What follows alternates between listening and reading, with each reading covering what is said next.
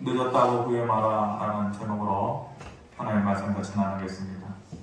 지난번에 설교했던 내용 중에 히스기야, 남유다의 왕이었던 히스기야가 물론 인간적으로 그 인생의 말년에 실수했던 것도 없진 않지만 참 대단한 왕이다.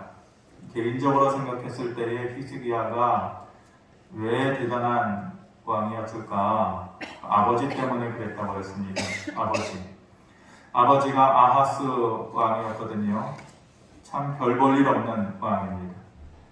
보여줄 게 없는, 아버지로서 그 자식에게 들려줄 것이 없고 보여줄 것이 없고 또 경험시켜줄 것이 없는 그런 왕이죠. 그런데 그런 아버지 밑에서 히스기야가 좋은 믿음을 가질 수 있었던 거 어려운 일입니다. 자식이 부모에게 보지 못해도 자기 나름대로 깨닫는 게 있어요. 근데 아하스와 히스기야는 좀 특별하죠. 한 나라를 다스리는 왕이고 그 영향력을 아무래도 바깥으로 놔두는 그냥 일반적인 아버지가 아니라 왕으로서의 아버지의 영향력이라는 게 얼마나 큽니까? 그런데 그 나쁜 영향력을 다 내려놓고 뿌리치고 훌륭한 왕, 믿음의 왕, 몇 안 되는 선한 왕이 될 수 있었던 거 그런 점에서 히스기야가 대단한 것이죠. 그런데 아버지 아하스 왕은 그렇지 않았어요. 북이스라엘의 가장 대표적인 못된 왕 아합을 꼽는다면 남유다에서 둘째가라면 서러워할 만한 그런 악한 왕이 바로 아하스 왕이죠. 우상과 또 자기 자녀들을 불에 태우는 몰렉제사, 하나님께서 정말로 싫어했던 것이거든요. 인간적인 생각에서 제사를 드리는 거죠. 하나님을 섬기는 것이 아니라. 그리고 하나님 아닌 다른 수단으로 삶을 살아가는 데 있어서 전문 거예요. 믿음을 가지고 있긴 한데 하나님이 아니고 다른 것을 통해서 그 인생을 살아가는 데 있어서의 전문가. 그래서 망할 수밖에 없었던 사람이 바로 아하스 왕입니다. 그 아하스 왕을 하나님께서 가만두면 안 되시겠죠. 징계하시고 또 깨닫게 해주기 위해서 하나님께서 벌을 내리시는데 먼저 알아야 될 것이 기본적으로 지금의 이스라엘은 북이스라엘과 남유다로 나눠요. 마치 우리나라가 북과 남 먼저 해야겠네요. 남과 북으로 나뉘어져 있는 것처럼 그 당시에 이스라엘도 북이스라엘과 남유다로 나뉘어져 있었어요. 왜 이 얘기를 하냐면은 뒤에 나오는 말 때문에 헷갈릴 것 같아서 그래요. 이 아하스 왕, 히스기야 왕은 남유다의 왕인 것이에요. 그 남유다를 치기 위해서 하나님께서 북이스라엘의 베가 왕을 이제 시켜서 전쟁을 걸어오고 있는 것이죠. 엄밀히 말하면은 베가 왕이 쳐들어온 게 아니에요. 하나님께서 뒤에서 그의 마음 가운데에 남유다를 치고자 하는 마음을 주셨기 때문에 움직이신 것이죠. 아하스 왕을 혼내주기 위해서, 깨닫게 해주기 위해서 하나님께서 북이스라엘의 베가 왕을 지금 이용하고 있는 것이에요. 근데 하루 동안에 이 남유다의 아하스 왕을 혼내기 위해서 전쟁을 건 거 아니에요? 북이스라엘이. 근데 남유다의 군사가 하루 동안에 무려 12만 명이 죽게 됩니다. 12만 명. 고대 전쟁에 있어서 하루에 12만 명이 죽는다라는 전쟁의 역사를 제가 별로 본 일이 없어요. 고대 전쟁 이야기 그런 거 좋아하거든요. 역사 이야기. 하루에 12만 명이 죽는다? 전쟁을 하면 보통 5만 명, 7만 명 전쟁하는 인구가 고대 전쟁에 있어서는 그런데 하루에 12만 명이나 되는 사람이 죽어나간다? 군사들이? 엄청난 실패인 것이죠. 그것뿐만이 아니라 남유다의 그 백성들 20만 명을 이 북이스라엘 사람들이 포로로 끌고 지금 사마리아로 가고 있는 것이죠. 남유다로 보면 엄청난 실패를 하고 있는 것이에요. 아하스 왕이 그럴 짓을 한 거예요. 자기 혼자 잘못 산 게 아니라 남유다의 왕으로서 백성들을 눈멀게 하고 귀멀게 하고 하나님께로부터 멀어지게 한 그 죄의 대가를 치르는 거죠. 분위기가 이러니까 남유다는 쑥대밭 분위기가 된 거예요. 그리고 북이스라엘은 반대로 잔치집 분위기가 된 것이죠. 이렇게 북이스라엘이 전쟁에서 크게 이기고 전쟁에서 빼앗아 온 그 전리품들을 가지고 포로들을 데리고 가 신이 나서 사마리아로 돌아가고 있는데 그들 앞을 막아서고 있는 한 사람이 있었어요. 바로 오뎃이라고 하는 선지자예요.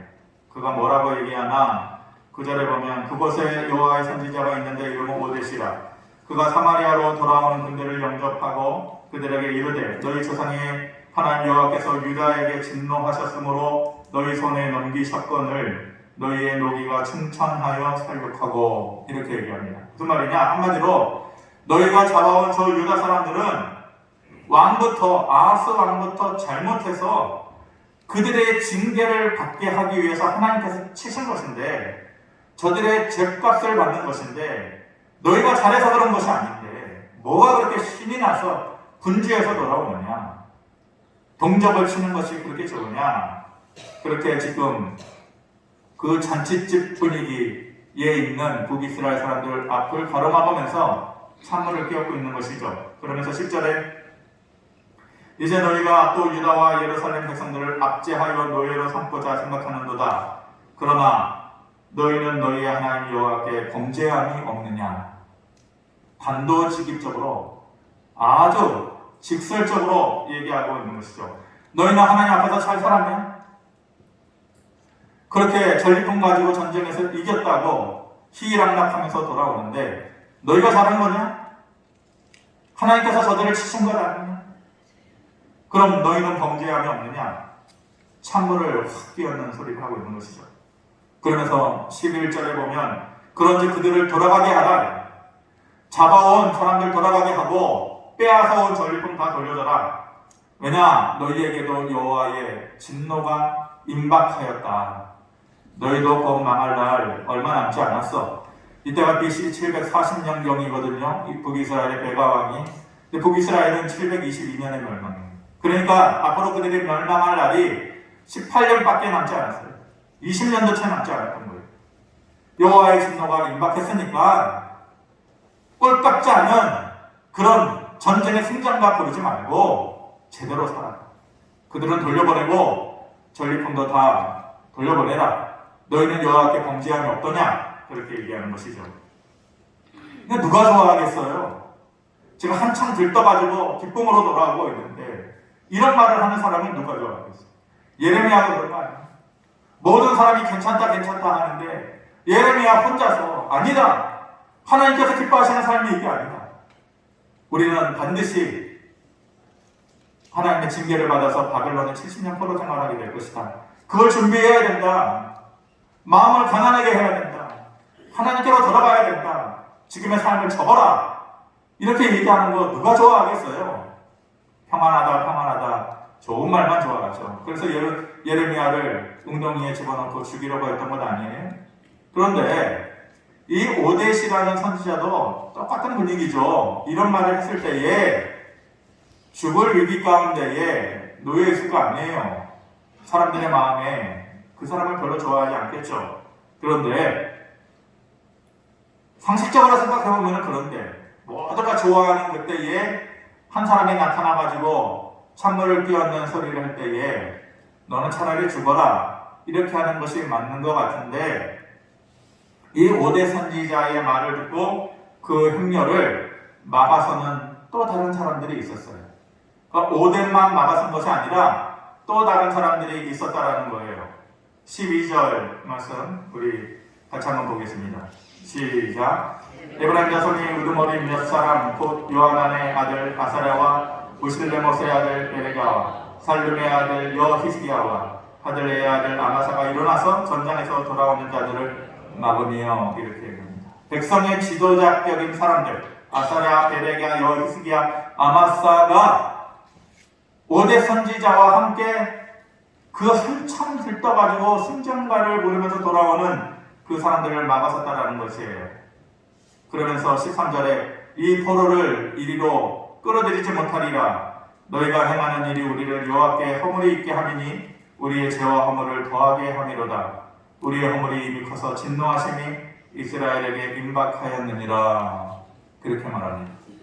이 말은 오대 선지자의 말이 아니라 백성 지도자의 말입니다. 우리의 허물이 너무너무 큰데 너희의 이 행동이 우리의 허물을 더하게 하는 것이다. 여호와의 진노하심이 클 것이다. 그렇게 말합니다. 그러면서 그만두자. 됐으니까 이제 여기에서 스톱하자. 그만두자. 이렇게 말하는 것이 바르게 깨닫는 거죠. 하나님의 말씀을 듣고 뉘우치는 것.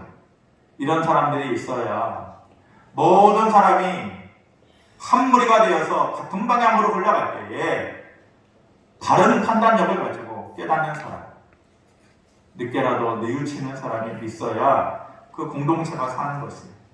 가정이든지 국가든지 교회든지 그래야 살 수 있는 것이에요.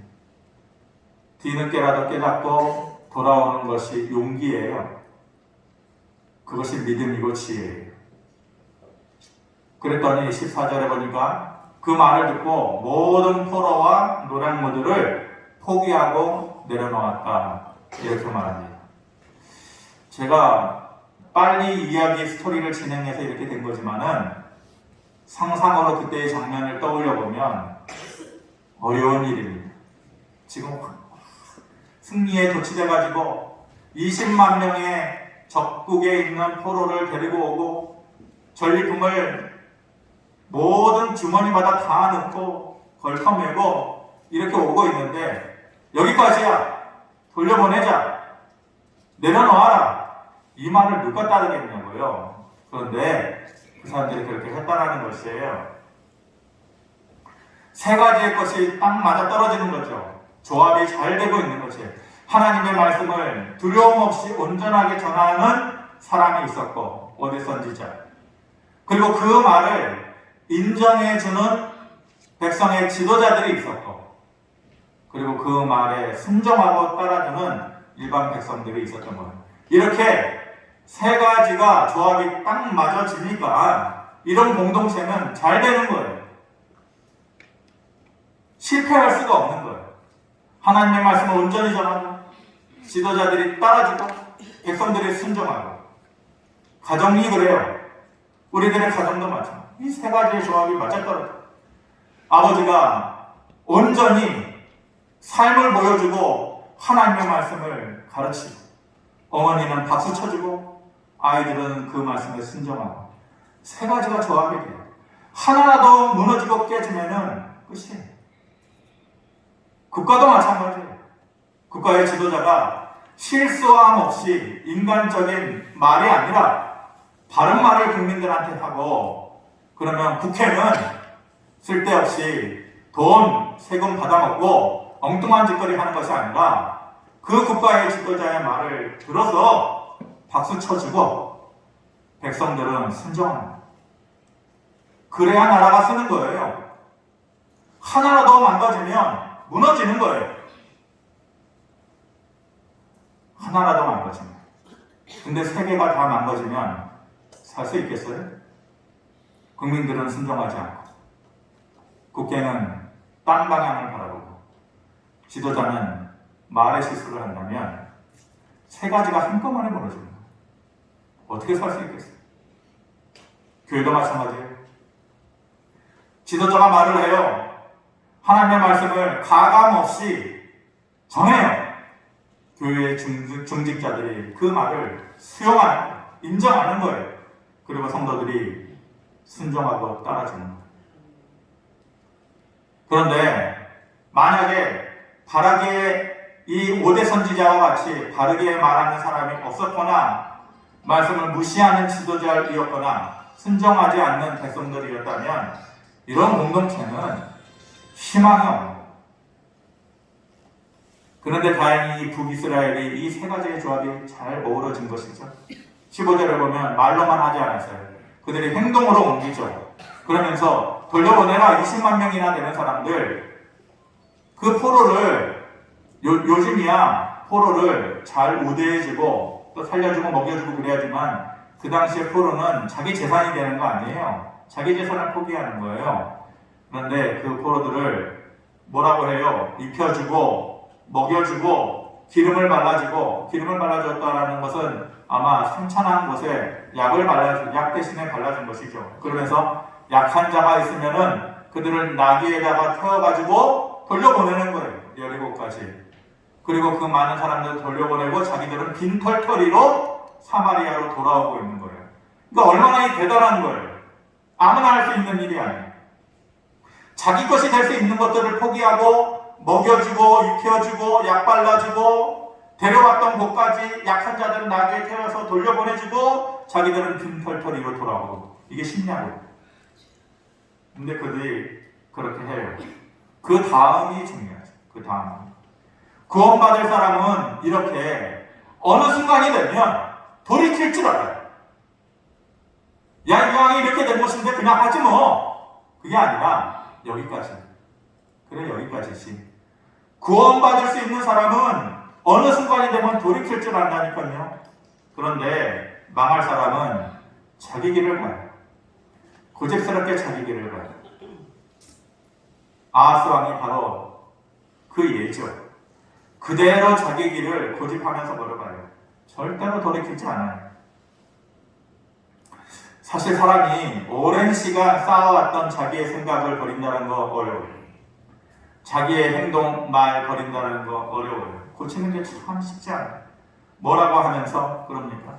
이왕에 이렇게 된 거, 까짓거 그냥 하지 뭐.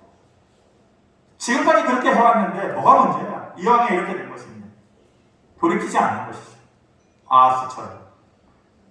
그런 살아왔던 방식대로 하려고만 하는 것이에요. 그런데 북이스라엘의 지도자와 백성들은 달랐다라는 것이에요. 이미 엎질러진 물 아니에요? 전쟁은 이미 끝났고 승패는 달렸고 전리품을 전쟁에 이긴 사람이 가져오는 것은 당연한 거예요. 포로로 잡아오는 건 당연한 거예요. 어찌 된 거냐? 도대체 어쩌라는 거냐? 보통 이렇게 쉽죠. 이게 뭐가 잘못이야? 그런데 늦었다고 생각하지 않고 생각을 접는 거예요. 하나님의 뜻이 아니라고 판단되는 그 순간에 그만두는 거예요.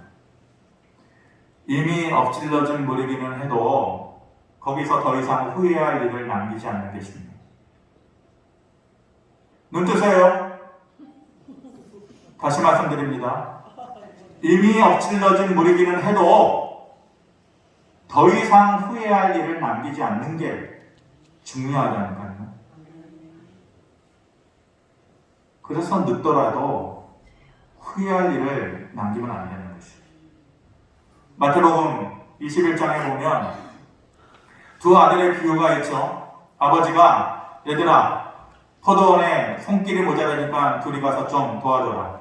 큰 아들이 얘 가서 도와줄게요. 둘째 아들은 안 돼요. 오늘 친구들 만나서 갈 것도 있고 할 것도 있어요. 아버지의 마음이 불편했겠죠. 일이 다 하루가 지나고 나서 포도원 사람들에게 물어봐요. 오늘 우리 아들 두 놈들 큰아들 둘째 아들 와가지고 일 잘하답니까? 큰아들이요? 안 왔는데요? 안 왔다고요? 간다고 그랬는데? 둘째 아들은 왔던데요? 둘째 아들이요? 안 간다고 그랬는데요? 근데 둘째 아들만 왔더라고요. 예수님께서 그러세요. 누가 더 아버지의 마음에 합당한 자냐? 당연히 둘째 아들이죠. 30절에 보면은 그 둘째 아들은 늦게라도 뉘우치고 갔더니 늦더라. 당연히 둘째 아들이 아버지의 마음에 합당한 사람이죠. 32절에 뭐라고 얘기하냐? 너희는 그를 믿지 아니하였으되 세리와 청년을 믿었으며 너희는 이것을 보고도 끝내 뉘우쳐 믿지 아니하였도다. 너희는 이러는데 누구를 말하는 거냐? 대제사장과 서기관들, 바리새인들을 얘기하는 것이에요. 어떤 사람들이에요? 이미 늦어버렸다라고 생각하는. 이미 늦어버렸는데 뭐 끝내 뉘우치거나 돌이키지 않는 자. 우리는 무슨 일이든지 늦었다고 생각될 때에 다시 용기를 내요. 그냥 포기해버리면 안 돼요. 사람 간의 관계도 그래요. 이미 늦었는데 뭐 그러면 안 돼요. 하나님의 뜻대로 살아가는 믿음의 모습, 신앙생활도 우리가 끝까지 포기하면 안 되는 거지. 하나님은 이미 늦어버린 사람에게도 충분한 기회를 주시는 분 아닙니까? 사람들은 넌 안 되잖아. 넌 나이도 많고 이미 늦었어. 당연히 그렇게 얘기하는데 하나님은요, 늦어버린 사람들에게 기회를 주시는 분이에요. 마태복음 20장에 예전에 한번 전했죠. 포도원 주인이 품꾼을 찾으러 시장 바닥에 나와요. 근데 사람들을 찾는데 9시에도 나오고 12시에도 나오고 3시에도 나와요. 사실 여러분, 노동시장 사람들은 6시면 다 일할 곳으로 가요. 일할 사람들이 새벽에 나와가지고 가죠. 누가 9시에 나와가지고 일할 사람은 찾아요. 9시에 나온 사람도 이미 늦어버린 사람들이에요. 따지고 보면. 근데 예수님께서 뭐라 그래요? 포도원에 들어가서 일해라. 하루 일당 줄 테니까. 그리고 12시에 또 나와보니까 12시에 또 시장 바닥에 사람들이 어슬렁어슬렁 거리고 있는 거예요. 일할 곳을 찾지 못해서. 그래가지고 그 사람들에게도 완전히 늦어버린 사람들인데 너희도 포도원에 가서 일해라. 일당 똑같이 주겠다. 얼마나 좋은 일이에요. 오후 3시가 됐어요. 오후 3시면 낮잠 자야죠. 그때 새벽 6시부터 가서 일하는 사람도 있는데 오후 3시에 가가지고 무슨 일을 하겠어요? 근데 예수님께서 오후 3시에 나온 사람에게 똑같은 기회를 줘요. 이미 늦어버린 사람들인데 하루 일당을 주고 포도원에서 일할 기회를 줘요. 천국에 들어가는 사람을 비유로 얘기한 것이죠. 그런데 늦은 오후 5시에 그 시장 바닥에 나온 사람이 있었어요. 무슨 생각으로 나왔을까요? 오후 5시에. 설마 일할 거를 찾아서 나오지는 않았겠죠. 정말 양심 없는 사람 아닙니까? 그런데 마태복음 20장 7절에 보면 뭐라고 얘기하냐? 이르되 우리를 품꾼으로 쓰는 이가 없음입니다. 우리를 품꾼으로 쓰는 사람이 없어서 9시에도 나오고 12시에도 나오고 3시에도 나왔다라는 거예요. 혹시 몰라가지고 오후 5시에도 나왔는데 포도원 주인을 만난 거예요. 주님을 만난 거예요. 우리를 품꾼으로 쓰는 사람이 없습니다. 이 말에 뭐가 담겨져 있죠? 무능함이 있는 거예요. 무능함. 그 사람이 무능하니까 써주지는 않는 거죠. 그리고 이미 늦어버렸다. 오후 5시니까. 그 말에는 우리는 무능해서 써주는 사람도 없고 이미 너무 늦어버렸잖아요. 이 두 가지의 의미가 담겨져 있는 거지. 오후 5시가 의미하는 게 뭐예요? 오후 5시. 시간이 너무 늦어버렸잖아요. 오후 5시는 우리의 인생이 저무는 거예요. 날이 저물고 우리의 인생이 저물고 희망이 저무는 시간이 바로 여기서 말하는 오후 5시예요. 그리고 오후 5시는 너무 늦어버린 시간이에요. 우리를 품꾼으로 쓰는 자가 없습니다. 이 말에 부끄러움이 있어요. 한없는 후회가 담겨졌죠. 내가 조금만 빨리 나갔더라면 오늘 하루의 삶이 달랐을 텐데 내가 왜 그랬을까? 이러한 부끄러움과 후회가 있는 것이에요. 그 부끄러움을 가진 사람이 시장 바닥에 지금 나가 있는 거예요. 아무런 기대함도 없이. 그런데 그 시장 바닥에 홀로 남아있는 그 사람에게 예수님께서 찾아오셔서 뭐라 그래요? 너 여기 왜 있니? 물어보는 거예요. 그랬더니 이 사람이 저는 능력이 없고 힘이 없어서 저를 써주는 사람이 없어요. 그렇게 말하는 거예요. 그러니까 그래? 괜찮아. 오후 5시인데 너 우리 포도원에 가가지고 1시간만 일해라. 일당은 하루 일당을 줄게. 오전 6시부터 일해서 온 사람도 하루 일당인데 1시간이라고 일당을 주겠다라는 것이에요. 우리의 머리로는 이해가 되지 않아요. 왜 그렇죠? 근데 하나님은 이해 안 되는 일을 우리를 위해서 해주시는 분입니다. 늦어버린 자에게도 기회를 주시는 분입니다. 말씀을 뵙겠습니다. 제가 예전에는 요즘도 까칠한 건 아직 완전히 지워진 건 아니지만은 예전에는 더 많이 그랬었죠. 근데 중요한 자리에 가야 되는데 꼭 가기 전에 꼭 무슨 일이 생길 때가 있어요. 예를 들어서 어머니 살아계실 때 막 말다툼, 뭐 가벼운 걸로 말다툼을 한다든지 그러면은 그 중요한 자리에 가야 되는데 또 표정도 못 숨기겠고 막 이러니까 가기가 싫어지는 거예요. 또 어떤 다른 변수가 갑자기 생겨나게 되면은 꼭 가야 되는 자리인데도 마음이 불편하고 표정도 못 숨기겠고 그러면은 아예 안 가버리는 거예요. 왜 안 가느냐? 제 나름대로의 이유가 늦어버리면은 그 일 때문에 조금이라도 늦어버리면은 창피한 거예요. 정시에 딱 가야 되는데 그래야지 조금이라도 늦어버리면은 그 내 자신에 대해서 용납이 안 되는 거예요. 그러니까 시간에 딱 맞춰서 가야 되는데 늦으면은 사람들이 생각하는 것, 또 내 스스로가 부끄러운 것 때문에 아예 안 가버리는 것이죠. 창피한 것이죠. 그런데 이런 창피함, 이런 부끄러움, 이런 자존심, 우리 인생 전체를 놓고 보면 이런 게 나에게 뭘 남겨주죠? 남겨주는 게 아무것도 없어요. 그런 거 지킨다고 우리 인생이 더욱더 풍성해지나요? 아니에요. 지금은요, 혹시라도 비슷한 상황이 있으면은 늦더라도 가요. 똑같은 상황이어도 늦더라도 가요. 잠시 창피하고 자존심 상하기는 하죠. 스스로가 용납을 못해요. 5분을 늦고 10분을 늦는 거 창피해요.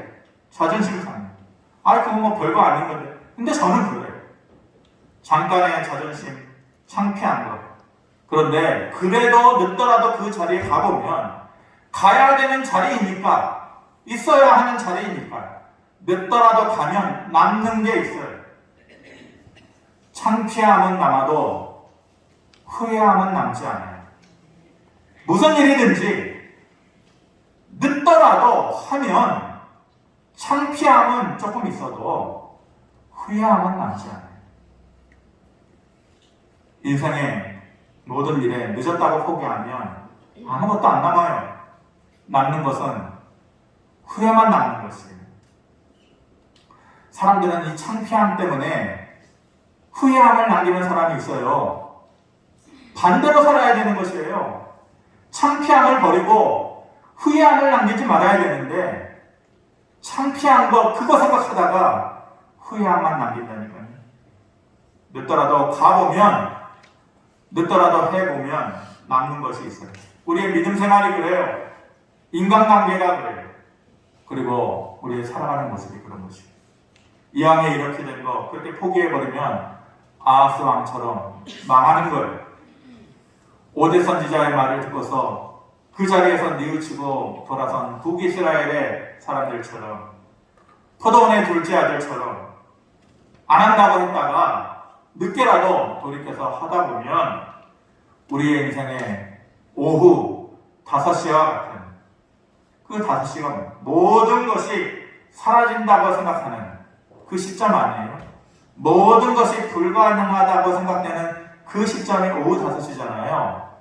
근데 늦더라도 하다 보면 그 오후 5시의 그 시점, 불가능한 시점, 너무 늦어버린 시점, 아무도 찾아주지 않는 그 시점에 그때에 하나님의 은혜의 손길이 우리에게 찾아오는 것이에요. 믿음이든 삶이든 포기하지 마시기 바랍니다. 늦더라도 후회할 일을 만들지 말고 그 자리에서 멈추고 다시 하나님께로 돌아가고 사람과의 깨어진 관계를 늦더라도 다시 한번 회복하면서 창피함을 버리고 후회함을 남기지 않는 그런 삶을 살아가시기를 주님의 이름으로 축원합니다. 고마우신 아버지 하나님, 늦은 자에게도 인생의 시간과 기회를 주시는 분이 하나님이신데 우리는 우리 스스로 생각하기를 너무 늦어버렸잖아. 이미 오후 5시인데 이렇게 포기해버립니다. 늦더라도 믿음으로 후회하지 않고 그 일을 행할 때에 믿음도 우리의 삶도 새롭게 되어질 힘과 소망이 있는 줄 믿습니다. 그렇게 살아갈 수 있도록 하나님의 은혜를 더하여 주시옵소서. 예수 그리스도의 이름으로 기도하옵나이다. 아멘.